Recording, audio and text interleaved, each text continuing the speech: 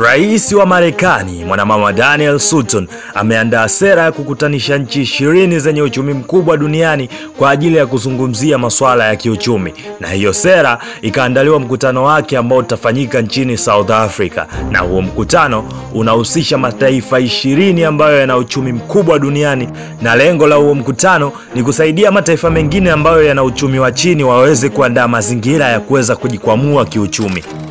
Sasa rais yupo na familia yake, ambapo kuna mume wake ambaye anaitwa Derek Sutton na watoto wao wawili. Mmoja anaitwa Seren Sutton na huyo wa kiume anaitwa Demetrius Sutton. Sasa huyo dogo wa kike bana alikuwa mtundu sana kiasi kwamba anatoroka hadi ikulu na anakwenda kuruka viwanja na mashikaji zake, kitu ambacho kilikuwa kinamkata sana mama yake, na pia kilikuwa kinampa wakati mgumu pale anapokuwa anaulizwa maswali na waandishi wa habari kuhusu hizo tabia za mtoto wake.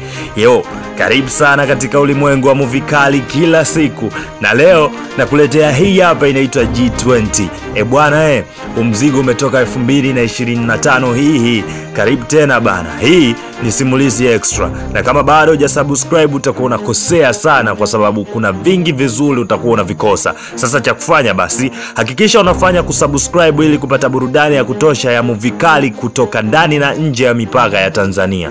Mimi ni Mr. Story Cliff Davis, na pia tunakwambia this is your site.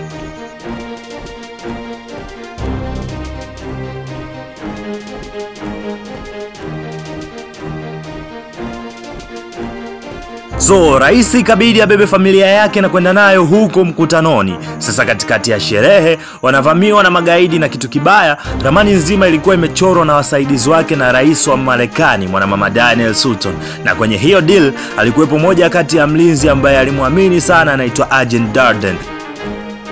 So kwenye varangati la kujitetea, rais wa Marekani pamoja na mke wa rais wa Korea, waziri mkuu wa Uingereza na moja kati ya mainfluencer wakubwa sana duniani wanafanikiwa kutoroka eneo lile la mkutano na kutokea sehemu nyingine. So katika kile kikosi cha magaidi kwenye kufuatilia, wakaja kugundua kuwa kinaongozwa na mshikaji mmoja ambaye anaitwa Edward Rowledge, ambaye ni mwanajeshi ambaye amehasi taifa lake, na mshikaji alikuwa na kitu ambacho kinaitwa crypto wallet, na hii kitu alichukua huko Hungary kwa mwanamke mmoja ambaye alimuua. Na hii kitu bana inahusika kukusanya pesa zilizo benki, na lengo lake ni kuwatengenezea skendo viongozi wote ambao wapo kwenye huo mkutano na kuwachukulia fedha zao kupitia hiyo crypto wallet.